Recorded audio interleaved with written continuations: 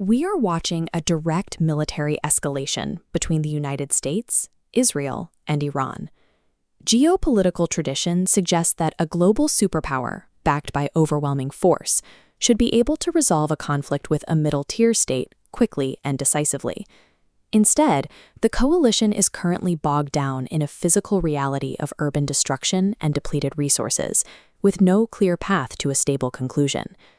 This conflict functions as a strategic trap, designed to pull a global superpower into a cycle of structural exhaustion.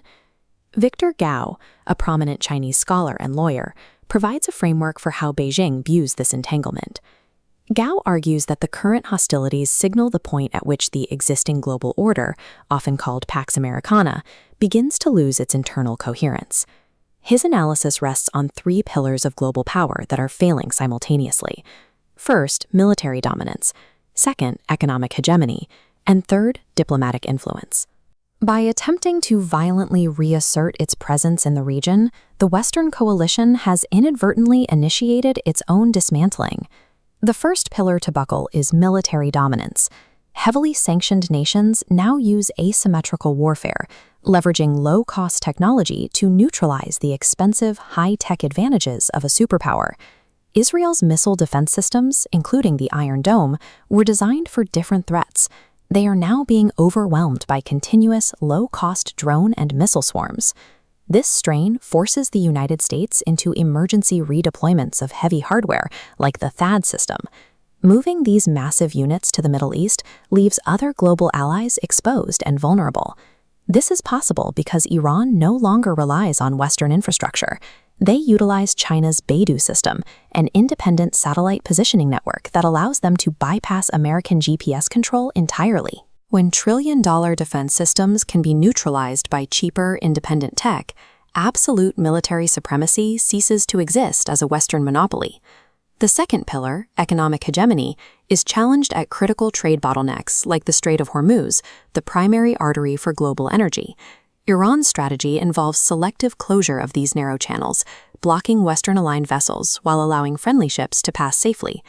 To gain passage, ships often agree to settle energy payments in non-Western currencies, specifically the Chinese yuan. This creates a real-time shift in global finance. As the dollar's share of energy settlement shrinks, the American financial system's structural power erodes. By utilizing physical control over trade routes, the Global South is effectively creating a world where American economic sanctions no longer carry their historic weight. This brings us to the third pillar, diplomatic influence. While the West is directly entangled in the fighting, Beijing maintains a policy of strategic ambiguity.